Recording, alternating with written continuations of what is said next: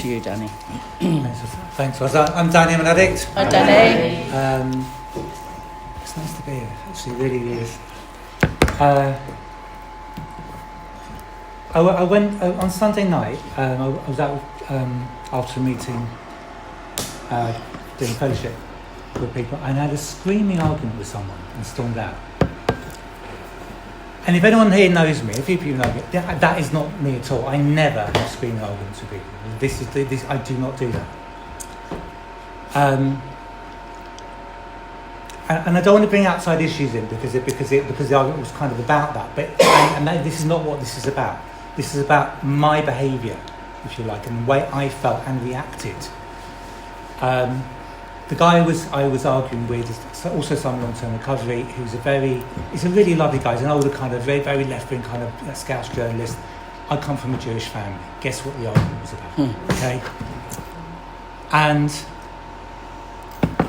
when I say argument, I wasn't trying to argue. I agree with loads of what he said. But from being a baby, this stuff has been drummed into me so intensely that, without talking to anyone, this stuff is going in my head the whole time. I'm arguing with myself. Everything is seen through certain lenses, and the lens is we are under threat. Be scared. Okay? Defend yourself. Whatever argument there is, whatever accusation there is, there's a counterpoint. Yeah? Always, defend yourself or react. And it doesn't matter how far I have tried to get away from this. You know, I'm 29 years clean, you know? And I'm married out, I've had, a family, I've tried to, get away from this. This is here, this is me. I have no control, I'm powerless over the fact that this is who I am. And it's fascinating to kind of understand the drivers. I was having a look at, we talk about obsession, we talk about obsession there. Someone I know who lives, posted this rabbi who was one of these people that I only lived in this community until I was, my whole kind of childhood, schools, synagogue. My dad's a rabbi, this whole, and there was this rabbi. I was like, oh wow, this guy, why is that, whatever, and I've never seen this guy. And then I looked at what he was posting. This guy, he must be in his 60s now, whatever, and it's just obsessive. It's everything. Accusing these people that look at, I can't believe, it's all, look, we are under threat. We are under threat from what they did and what they did and what they're accusing us of and what they did. And it's never ending. It's never ending. And my intention, my goal, my kind of the way I've tried to come to terms with a lot of stuff is to say, I can't control. I've had thousands of these arguments. I've had arguments with my family and my community and just said, look at all the shit that's happening. I've defended people outside the community and gone, no, it's not like what you're saying, and it doesn't matter, whatever. I'm never kind of whatever. I'm always against, if you like. And at the end, my thing is, I want to stop fucking fighting. I want to kind of go, this gets nowhere. There's nothing happening. Nothing we can do. It doesn't matter how much we argue about this. It's not going to change a fucking thing.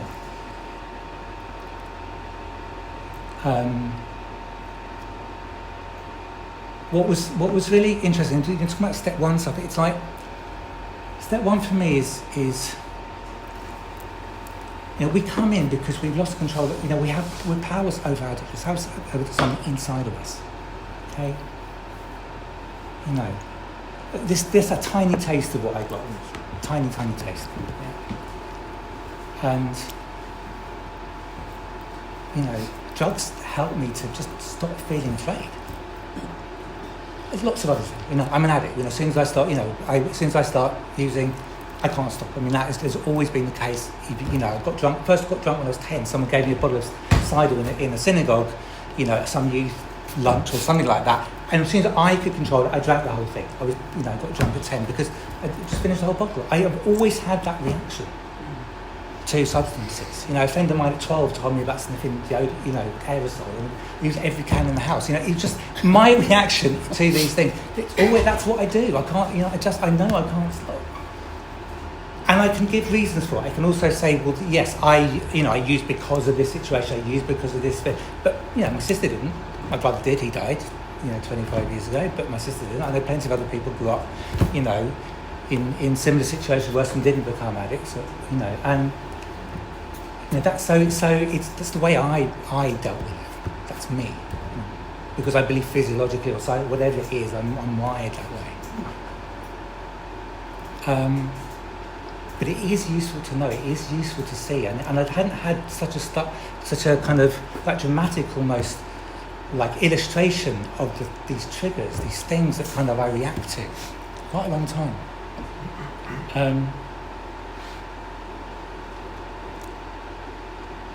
Not to say that I'm not obsessive. I had an operation about 5 weeks ago, and it just meant that I couldn't do anything for. I had to just think because it was somewhat delicate, and I had to just basically not move really. Right? I had to stay at home. So I do computer stuff. I just built this whole system. All I could think about, all I could do was to build. I built this fucking amazing thing. I almost drove myself completely insane in the process. But it's fucking incredible. Like it is. It's like wow. And I cannot stop thinking. That's all I can think about. That's all I'm doing. If I'm talking to you, that's all I'm thinking about doing this thing. Okay. And I won't stop, and it will be like perfect. And there's always something else to do, and there's always something else to occupy my mind. I was scratching my wife's back the other day, and she said, when you get bored, just come and scratch my back. I was like, I'm never bored. I don't know what that means. There's never a point where there's not kind of like crowded like people in my head doing the thing, and 1,000 things I could be doing at any kind of given point in time. That never happens. I don't know what it feels like to be bored. I know what it feels like to be like you had to go to like a boring thing and be bored in the thing because you're doing the thing, which is boring. You know? But if you leave me to my own devices, I'm never ever bored, ever. And it's hard fucking. I mean, I don't mind. I mean, I quite like doing some of the stuff. I also know I can see it. I can see this compulsion. You know, I can see it so alive sometimes in me. But you know, I think in long-term recovery we have this kind of like this dual aspect of it which we talk about, and we come in here because we're powerless over our addiction. We can't stop using. You know, we can't. We can't control the obsession, the compulsion. It's and learning, surrendering to that as our reality. That's who we are. It's just that's the most important. That's the starting point for beginning to recover, for getting into recovery, for getting and staying clean. But as we're in long-term recovery, powerless takes on so many other forms, and the starting the addiction is the inside out, but then we have the outside in. We have what life throws at us. Then we have all the stuff that we can't control. I couldn't stop. Look, this guy, and I was trying to, but it was not his fault. Okay, this thing on Sunday night. This is a tiny thing, he cares about this stuff. Great. Good, I'm glad he cares about it. It's important to care about. I don't want to talk about the accusations of this, that, or the other. I want to just how we can have a different conversation. How we can sit down and talk to and learn to live with people who disagree with, who are our enemies. It's the only way things. That's all I want to talk about. That's the only thing that I think. That's the only message I think that this work, has any value for me.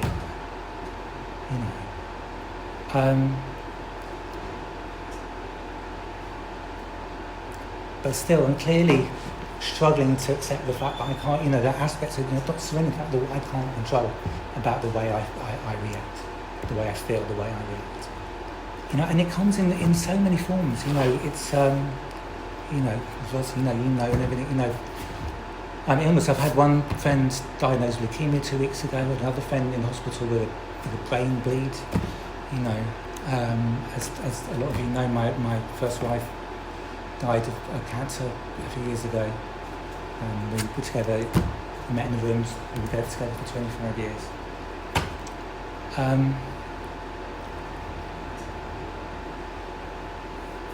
You know, and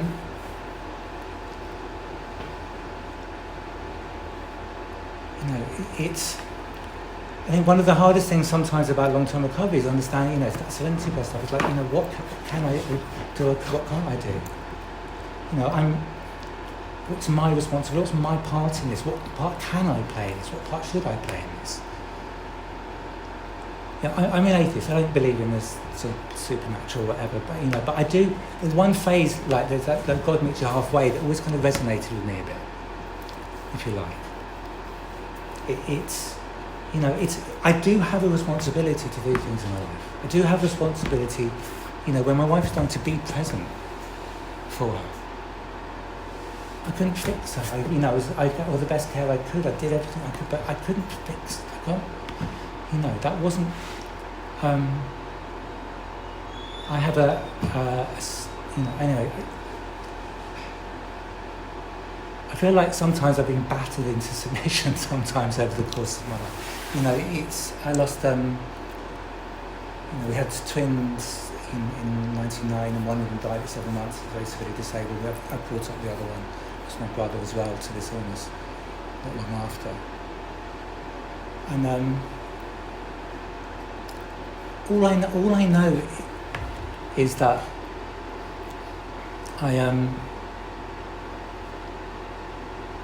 I feel like my job is to be as present as possible for the people I love and just to act and say, am I being kind? Am I being loving? You know.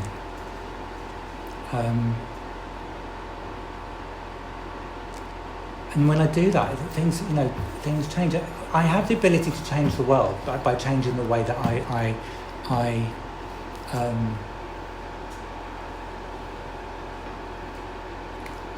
by changing myself.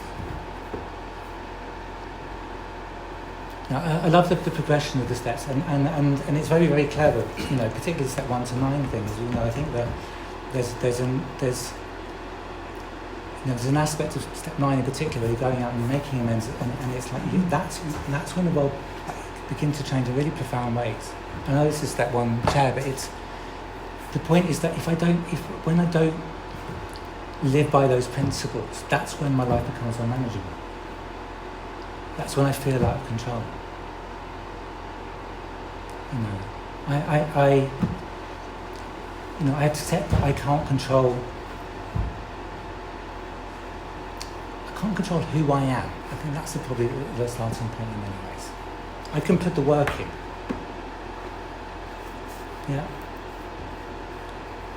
But if I try to say that this is the outcome, this is who I should be, that's not a very good you know, that's not very productive normally, and it doesn't normally work that way, I think. You know, it's I like without fail, like every single time, the more that I live my life by the principles that we learn, by, you know, if I'm honest and I'm open-minded and I'm willing, you know, if I'm loving and I'm kind, you know, I love spiritual principles.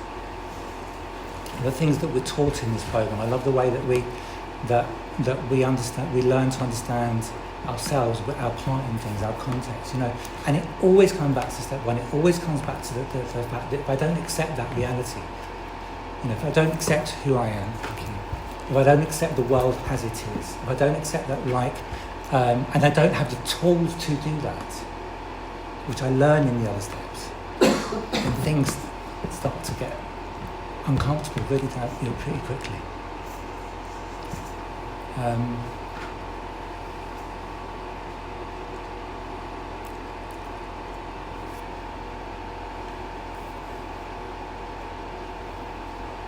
I really love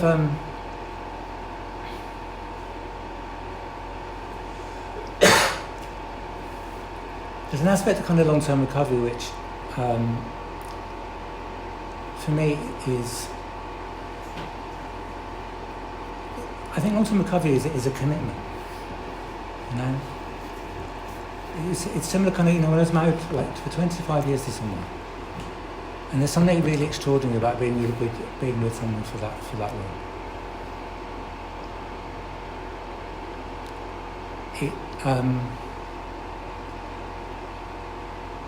Relationships for me, like, they deepen and grow and evolve in ways that I could never have expected. I didn't know that intimacy could be like that, really. And,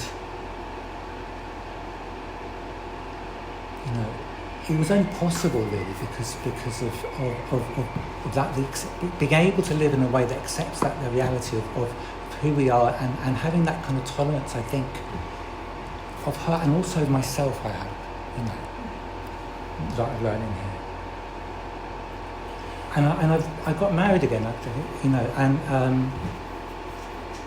a couple of years ago, and I'm with someone like completely different. It's extraordinary, like it's just this whole process of building a relationship with someone else who's, I mean, could not be more different. She's a Burmese woman I met on a yoga retreat who lived in Doha, and I met her at a yoga retreat in Tenerife. You know, go figure. You know, and I spent ages as a like North Jewish boy travelling to kind of Doha. You know, kind of, and people go, don't tell anyone you're Jewish. You know, like, and all this. You know, it's like, you know, and studying being surrounded by all these Asian women, and like just that whole just being going, wow, okay, well this is where I'm at. This is who I am. This is it. You know, there's just the whole world opened up. It's just wow. But recovery gives me the ability to do that, but it also over time gives me the ability to kind of build that relationship with myself. You know, I've always felt the kind of, you know, that when I was growing up, it's that, like, it was that split between who I was expected to be and who I felt I was, you know. And, you know, when I'm trying to, and it's always an ongoing process there, is to let that heal, you know. That's the pain, that split, if you like. That's the pain that, for me, that drugs, you know, here they you know, they mollified for a bit, but really, you know, I didn't like myself. I didn't know how to be, I didn't know just how to be. I didn't know how to do that, and it's not hard to get back into a place where I'm uncomfortable in my own skin, you know, where I'm like, you know, just don't want to be here, but I do have to. I have tools now. I know. I have to. You know, after time, I recognise I know how to come to meetings and you know, work with sponsees or you know, do some journaling or, you know, step 10s or meditate or whatever it is. I have tools now. You know, I couldn't even imagine. I didn't know. Couldn't conceive of what it felt like to be comfortable in my own skin. And I'm not all the time. It's not. I mean, that's, you know, of course I'm not. But I am. Enough of the time that I like my life, I like who I am. No, I mean, seriously, you know, I like who I am, and I'm able to love the people around me, and I know I feel the love from the people around me, and I've learned that from in here. You know, when I come into these rooms, I feel like this unconditional love. I really do. You know, wherever I go, I've been to meetings in other parts of the world, and walk into rooms, and you know, and I've met in other languages sometimes, and not even understood what people are saying. I still felt it. You know, the longer I'm here, the more I appreciate it. And you know, I'm so grateful that I found this place. I really am. So I'll leave it there. Thank you. Thank you, Tony. Thanks, Tony.